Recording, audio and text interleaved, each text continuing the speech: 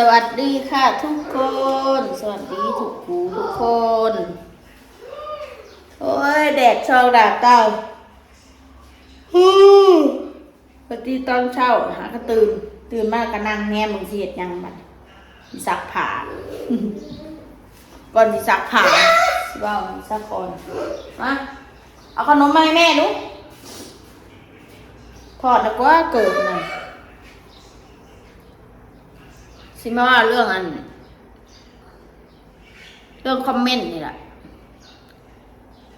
คอยสิถามชุนเจ้านี่เด้อคอยสิถามเรื่องผัวมีเมียนี่แหละเรื่องผัวเรื่องเมียนี่แหละชุนเจ้าว่าคอยเนี่ยมักปกป้องผัวการปกป้องผัวหรือการปกป้องครอบครัวนี่มันผิดด้วยบอกแม่บังเกิดเก้าตัวเองยังไม่เคยบางอันบ่เคยปกป้องว่าซั่นอันนั้นเราใส่ไล่กูปกป้องตลอดมาบ่พื้นครอบครัวนะไผมาด่าแม่กูก็ด่าเบิดกูปกป้องตลอดจนกูเมื่อยปกป้องแล้วเป็นยังกูสิบ่ปกป้องปกป้องแต่ผัวอยู่น้ำกูได้ผัวคืออยู่น้ำกูคือคนที่บ่ได้ทิ้งกูว่าซั่นจ้ะสู้เข้าใจเนาะกูมีกันแค่นี้กูบอกตรงเลยมีแต่ผัวกับเมียเวลากูเสียใจมากูถูกใจมาผัวกูรับฟังบอกกูบ่ได้ว่ากูเสียใจกูอยู่นำกันมา20 ปีแล้ว20 ปีแล้ว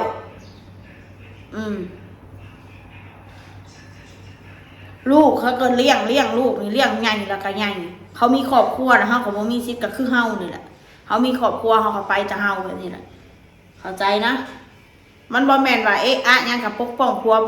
ปกป้องในด้านที่ถูกต้องในด้านนี้มันบ่แม่นบ่ใช่คือคนอื่นเว้าให้ลูกให้ผัวข่อยมันบ่ถูกต้องเฮาก็ต้องปกป้องหักผัวร้ายปกป้องผัวยอมหักไปอยู่ว่าหักผัวเพราะว่าผัวหักเฮาผัวซื่อสัตย์ต่อเฮาเบาเผ็ดเราซื่อสัตย์ต่อข่อยเราบ่ได้มีเล่ห์เหลี่ยมหยังกับข่อยเวลามีน้ำกันเวลาถูกน้ำกันนะเวลาบ่มีก็ถือคนดูถูกดูหมิ่นสารพัดกับบ่เป็นหยังไอ้อยากว่าหยังก็เราแม่นเวลาเฮามีเขาก็บ่ได้มาให้เฮาหรือเฮาลำบากแบบนี้มันก็บ่มีใครมาช่วยเหลือเฮาเนาะเข้าใจนะเพราะฉะนั้นเขาก็ต้องเอาผัวข่อยมาเป็นที่หนึ่งแม่เราก็มีครอบครัวเราในมอนกันเลยเราก็อยู่กับลูกเรา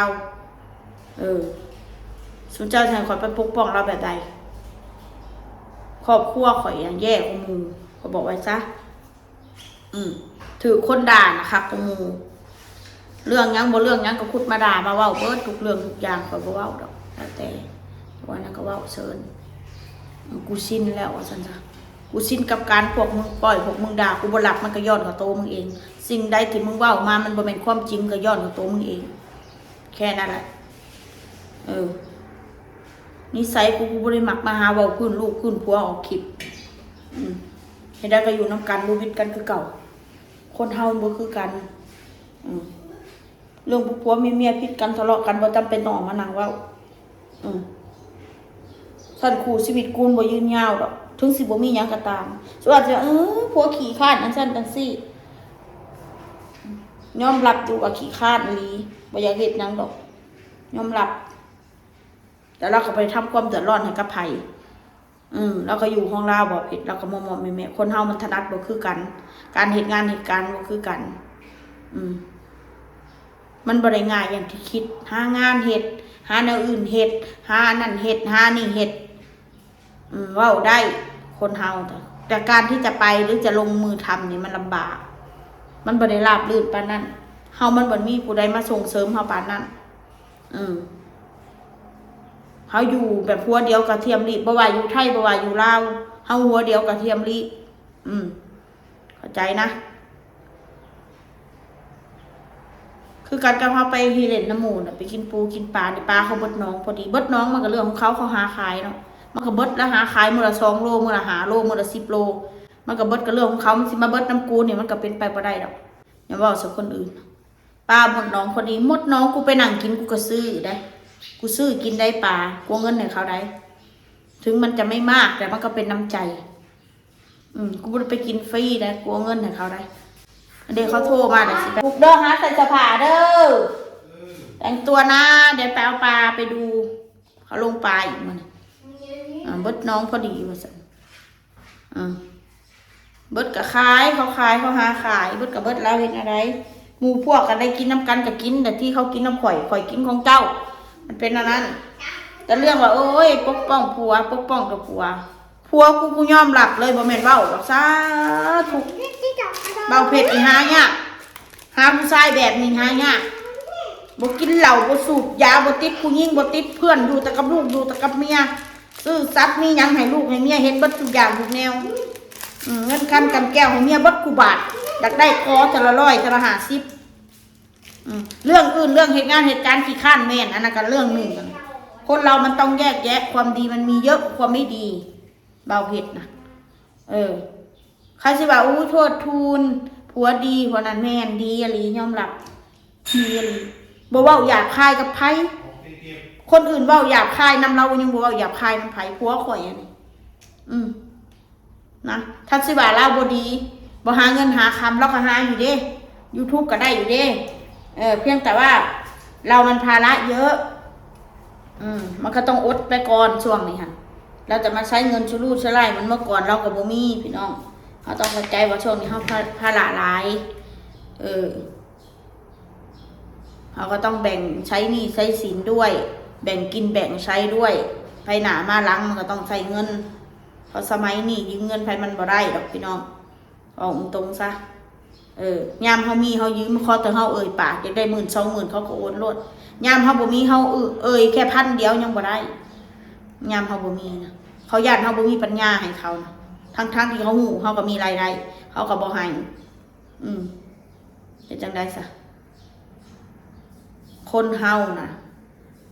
เวลามีน่ะมันเอิ้นพี่เอิ้นน้องเวลาบ่มีน่ะบ่มีดอกโทรศัพท์สิโทรหากำลังใจคำหนึ่งยังบ่มีว่าหล่อนอะไรครับเพราะฉะนั้นชิมเจ้าบ่ให้ข่อยว่าย่องผัวข่อยบ่ให้ข่อยเว้าดีน้ำผัวข่อยสิไปเว้าดีน้ำไผขอทานไหมคนที่เข้าใจก็คือผัวคือลูกคนอื่นบ่สามารถที่มารับรู้เรื่องของเฮาได้บ่สามารถที่ว่าเวลากูทุกข์ใจเวลากูเสียใจเวลากูร้องไห้บ่มีใครมาปลอบใจกูนอกจากผัวกูเพราะกูรับรู้เรื่องทุกเรื่องของกูนะสุสิวาเนี่ยไรซะดีที่สุดสำหรับกูมันอาจจะสัวสำหรับคนอื่นก็สร้างแต่สำหรับกูว่าผัวกูดีนะสุสิสร้างก็สร้างผัวกูนะผัวกูเราเป็นคนมองโลกในแง่ดีไปเบิดไอเพชรนะเราเลยไปหาเบาใส่ลายใส่ไฟไฟทั้งสิ้นเป็นคนรักลูกรักเมียงานก็หาอยู่ในเฮ็ดอยู่นี่ละ YouTube สิแล้วเฮ็ดอะไรไปเฮ็ดงานกับเดือน10,000 กว่าบาท YouTube ก็ได้เงิน20,000 บาทต่อเดือนก็ได้20,000 กว่าบาทสิเอาซ้ำได้อีกรายได้คนก็ซ้ำนี่ล่ะวะไปเฮ็ดงานได้บ่เงินเดือน20,000 กว่าบาทบ่ได้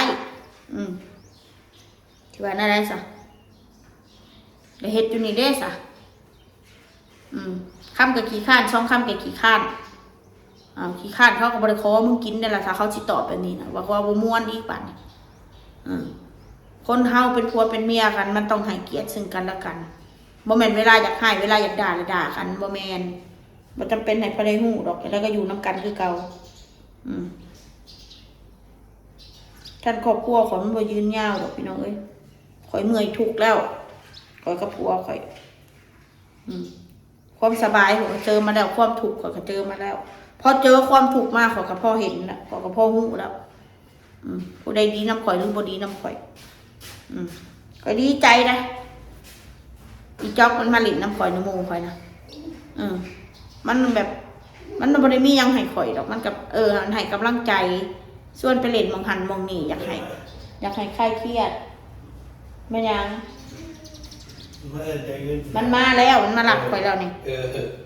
นี่คือจังซี่ล่ะนี่เวลานั้นก็ชวนไปหาถ่ายคลิปมองหันมองนี่อยากให้หมู่ถ่ายเครียดบ่อยากให้อยู่จะกับห้องกับเพื่อนอันนี้นั่นแหละพี่น้องเอ้ย เข้าใจกัน